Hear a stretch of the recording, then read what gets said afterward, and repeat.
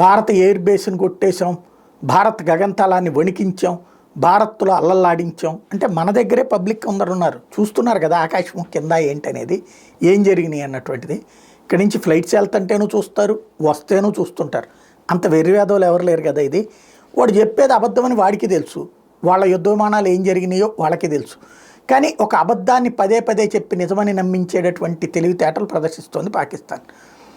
దానికే ఇవాళ మన త్రివిధ దళాలకు సంబంధించినటువంటి ప్రతినిధులు మాట్లాడినప్పుడు చాలా స్పష్టంగా చెప్పారు. కేఎస్ భారతి ఎవరైతే ఎయిర్ చీఫ్కి సంబంధించి, అంత సీన్ లేదు దానికి పాకిస్తాన్కి.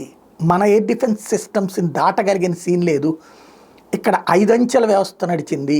ఓ పక్కన S-400 దగ్గర నుంచి, ఆకాశాల దగ్గర నుంచి, గ్రౌండ్ లెవెల్లో చిన్న వాటిని తట్టుకునేటటువంటి శక్తి దగ్గర నుంచి అన్ని రకాల వ్యవస్థలు 5 అంచెల వ్యవస్థ ఉంది మన దగ్గరన. అది దాటుకుని వచ్చేంతటి క్యాపబిలిటీ పాకిస్తాన్కి లేదు, తట్టుకోగలిగిన సత్తా పాకిస్తాన్కి లేదు. అదే సందర్భంలో మనం వాళ్ళ గగనతలంలోకి వెళ్ళడం, పేల్చడం, కూల్చడం, నాశనం చేయడం అన్నీ పర్ఫెక్ట్గా చేసాం. ఎక్కడా అడ్డుకోలేకపోయింది. అంటే వాళ్ళ ఎయిర్ డిఫెన్స్ సిస్టమ్ అంత వీక్ ఉంది, మన ఎయిర్ డిఫెన్స్ సిస్టమ్ అంత స్ట్రాంగ్ ఉంది అన్న విషయాన్ని గుర్తు చేశారు.